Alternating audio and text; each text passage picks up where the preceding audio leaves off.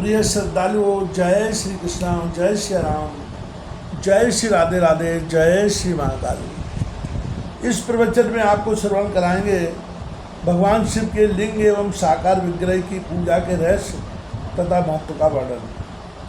सूत जी कहते हैं, सोनक जो श्रवण, कीर्तन और मनन इन तीनों साधनों के अनुष्ठान में समर्थ न हो, वह भगवान शंकर के लिंग एवं मूर्ति की स्थापना करके नित्य उसकी पूजा करें तो संसार सागर से पार हो सकता है।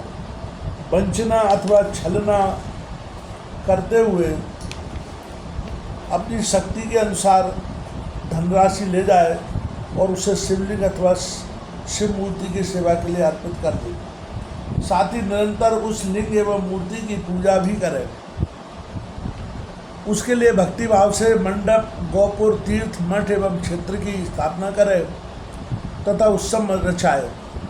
वस्त्र, गंध, पुष्प, धूप, दीप तथा पुआ और शाक आदि व्यंजनों से युक्त भांति भांति के भक्ष्य भोजन अन्न नैवेद्य के रूप में समर्पित करें। छत्र, ध्वजा, व्यंजन, चामर तथा अन्न अंगों सहित राजोपचार की भांति सब सामान भगवान शिव के लिंग एवं मूर्ति को चढ़ाए।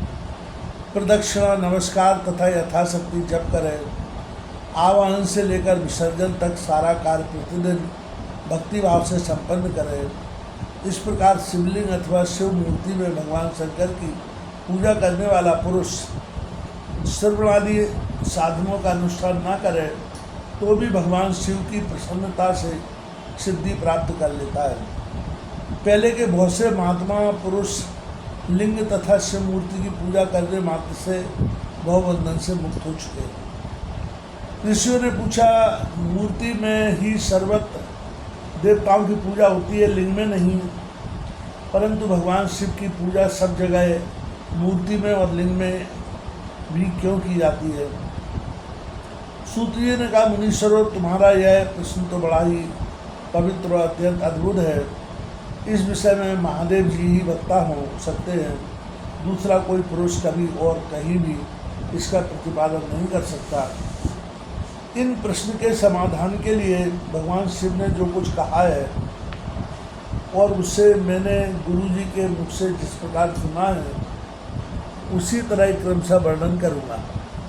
एकमात्र भगवान शिव ही ब्रह्मरूप होने के कारण निष्कल निराकार कहे गए। रूपवान होने के कारण उन्हें सकल भी कहा गया है, इसलिए वे सकल और निष्कल दोनों हैं। शिव के निष्कल निराकार होने के कारण ही उनकी पूजा का आधारभूत लिंग भी निराकार ही प्राप्त हुआ है। अर्थात शिवलिंग शिव के निराकार स्वरूप का प्रतीक है। इसी तरह शिव के सकल या साकार होने के कारण उनकी पूजा का आधारभूत विग्रह साकार प्राप्त होता है। अर्थात शिव का साकार विग्रह उनके साकार स्वरूप का प्रतीक होता है। सकल और अकल समस्त अंग आकार सहित साकार और अंग आकार से सर्वथा रहित निराकार रूप होने से ही वे ब्रह्म शब्द से कहे जाने वाले परमात्मा हैं। यही कारण है कि सब लोग लिंग निराकार और मूर्ति साकार दोनों में ही सदा भगवान शिव की पूजा करते हैं।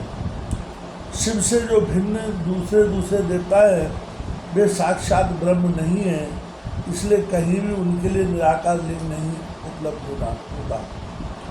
पूर्व काल में बुद्धिमान ब्रह्मपुत्र सनत कुमार मुनि ने मंदराचल पर नंदकेश्वर से इसी प्रकार का प्रश्न किया था। सनत कुमार बोले, भगवान शिव से भिन्न जो देवता हैं उन सब की पूजा के लिए सर्वत्र प्रायः बेर, मूर्ति, मातृ अधिक संख्या में देखा और सुना जाता है। केवल भगवान शिव की ही पूजा लिंग और बेर दोनों का उपयोग देखने में आता है। अतः कल्याणमय नंदकेश्वर इस विषय में जो तत्व की बात हो उसे मुझे इस प्रकार बताइए जिससे अच्छी तरह समझ में आ जाए। नंदकेश्वर ने कहा, निष्पाप ब्रह्म कुमार, आपके इस प्रश्न का जैसे लोगों के द्वारा कोई उत्तर नहीं दिया जा सकता, क्योंकि वह गोपनीय विषय है और लिंग साक्षात ब्रह्म का प्रतीक है। तथापि आप शिव भक्त हैं, इसलिए इस विषय में भगवान शिव ने जो कुछ बताया है उसे ही आपके समक्ष कहता हूँ। भगवान शिव ब्रह्मस्वरूप और निष्कल निराकार हैं, इसलिए उन्हीं की पूजा में निष्कल लिंग का उपयोग होता है। संपूर्ण वेदों का यही मत है। सनत कुमार बोले, महाभाग योगींद्र, आपने भगवान शिव तथा दूसरे देवताओं के पूजन में लिंग और वेद के प्रचार का जो रहस्य विभागपूर्वक बताया है वह यथार्थ है। इसलिए लिंग और वेद की आदि उत्पत्ति का जो उत्तम वृत्तांत है उसी को मैं इस समय सुनना चाहता हूँ।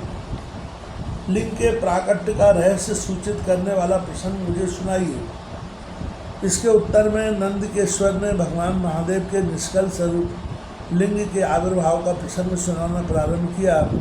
उन्होंने ब्रह्मा तथा विष्णु के विवाद, देवताओं की व्याकुलता एवं चिंता, देवताओं का दिव्य कैलाश शिखर पर गमन, उनके द्वारा चंद्र शिखर महादेव का ईश्वर, देवताओं से प्रेरित हुए महादेव जी का ब्रह्मा और विष्णु के विवाद स्थल में आगमन तथा दोनों के बीच में निष्कल आदि अंतर रहित भीषण अग्नि स्तंभ के रूप में उनका आविर्भाव आदि प्रसंगों की कथा कही। तदनंतर श्री ब्रह्मा और विष्णु दोनों के द्वारा उस ज्योतिर्मय स्तंभ की ऊंचाई और गहराई का थाय लेने की चेष्टा एवं केतकी पुष्प के साप वरदान आदि के प्रसंग भी सुनाए।